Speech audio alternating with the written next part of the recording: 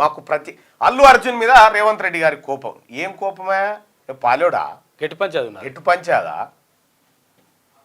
లేకపోతే ఏమన్నా ఆయన రాజకీయ నాయకుడా? అల్లు అర్జున్ గారు రాజకీయాల గురించి తెలియదా? వాళ్ళ మామ తరపున పోయి నిలబడితే వాళ్ళ మామని ఎవడు ఓటు వేయకపోయా, పట్టించుకోకపోయా. సో సినిమా హీరోల మందం ఉంటే ఎవరికే ఇబ్బంది లేదు. ఈ కార్యక్రమాలను చేస్తే ఇప్పుడు ఇదే సినిమాకి సంబంధించి చాలా మంది ట్వీట్లు చేసిరు కదా. జానీ మాస్టర్ని ఒక బీసీ బిడ్డని అక్రమంగా అరెస్టు చేసి 2019లో ఘటన జరిగితే 2023లో కేసు పెట్టి జైలుకు పంపినప్పుడు మీ ట్వీట్లు ఎట్టుపోయినాయి? జానీ మాస్టర్ విషయంలో జాతీయ అవార్డు, మన తెలుగు నేషనల్ జాతీయ అవార్డు నా కుక్కనికే ఉండాలి, గానికి వస్తుందా అని చెప్పి కుట్ర పన్నిన దాంట్లో అల్లు అర్జున్ లేడా? జానీ మాస్టర్ జైలుకు పోవడానికి అల్లు అర్జున్ కుట్ర ఉందా లేదా?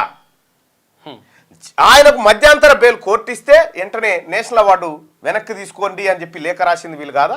నిందితునికి అవార్డు వెనక్కి తీసుకుంటారా? అవసరం అట్లా?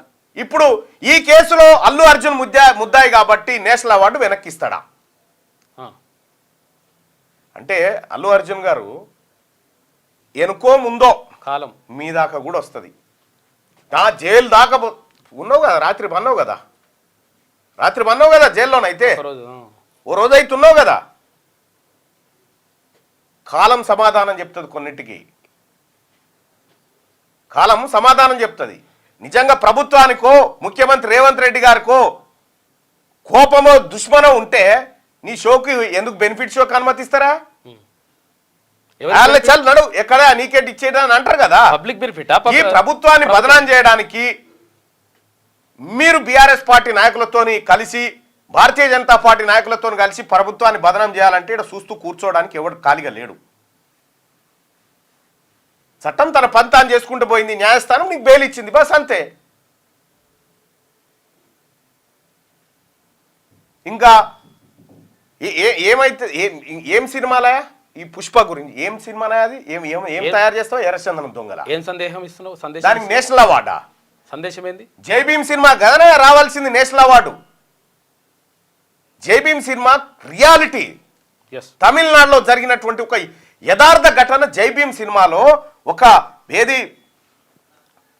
హేబియస్ కార్పస్ పిటిషన్ ద్వారా ఆ సినిమా వృత్తాంతం నడుస్తుంది. ఆ సినిమాలో చాలా అద్భుతం ఉంది, భారత రాజ్యాంగాన్ని ప్రతిబింబించింది. కదానా ఈ దొంగలకు అవార్డులు ఇచ్చుడేందా అని చర్చ జరిగింది అప్పట్లోనే. కేజీఎఫ్ అవార్డు, దీనికి అవార్డు, ఏది పుష్ప 2 అవార్డు, పుష్పక అవార్డు, ఇదా? అయినా కూడా మీ ఇష్టం, మీ సినిమా తీసుకున్నారు, ప్రేక్షకులు చూస్తున్నారు, వాళ్ళ ఇష్టం. ఓకే, మేము దాంట్లోకి రాదలుచుకోలేదు. కానీ బాధ్యత ఉంటుంది. ఈ ప్రజల దగ్గర, ఈ అభిమానుల దగ్గర మనం డబ్బు వసూలు చేసి సంపాదించుకున్నప్పుడు ఆ అభిమానుల ప్రాణాల మీద, అభిమానులకు ఏమైనా జరిగితే, లేకపోతే ప్రజలకు ఏమైనా జరిగితే మనం కొంత బాధ్యత, రెస్పాన్సిబుల్గా ఫీల్ కావాలి కదా. ఇప్పుడు కరోనా సమయంలో చిరంజీవి గారు ఆక్సిజన్ సిలిండర్లు పంపిండు, ఆయనకు రాలేదు కదా అని ఊకోలే కదా, బాధ్యతతో చేసిండు ఆ పని, బాధ్యతతో ఆ పని చేసిండు. అటువంటి వాళ్ళ మీద గౌరవం ఉంటుంది సమాజానికి ఖచ్చితంగా. మీరు లేరా?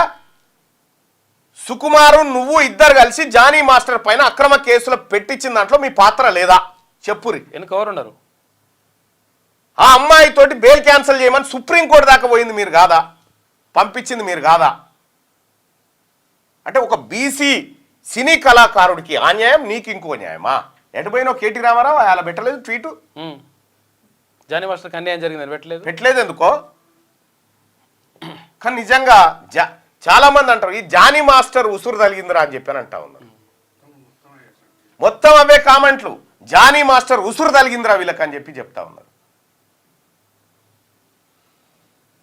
అందుకోసమే అల్లు అర్జున్ గారికి నా సూచన ఏంటంటే, సినిమా మందం హీరో ఓకే, బయట కూడా హీరో అని పరిశాన్ చేయకు.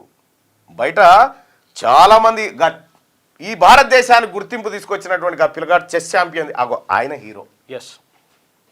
ఆ రోడ్డు మీద ట్రాఫిక్ నియంత్రణ చేస్తూ ప్రజల ప్రాణాలు కాపాడుతున్న కానిస్టేబుల్ హీరో. వాళ్ళు రియల్ హీరోసయా? ఇంకా కేటీ రామారావు గారికి ఆ రేసింగ్ దాంట్లో ఏదో నోటీసులో బీటీసీలో ఆ గవర్నర్ ఆదేశం ఇచ్చాడు. ఇక రేపో మాపో నోటీస్ పంపుతారు కదా. సేమ్ ఇదే తరీకాలో అల్లు అర్జున్ గారికి ఏదైతే ట్వీట్ల వర్షం గురించి ఏదైతే దుకాణమైందో సేమ్ నాకు అదే కావాలని అనుకుంటున్నాను. దాని కథ వేరే, దాని వ్యవహారం వేరే. చట్టం ముందు ఎవరైనా సమానమే,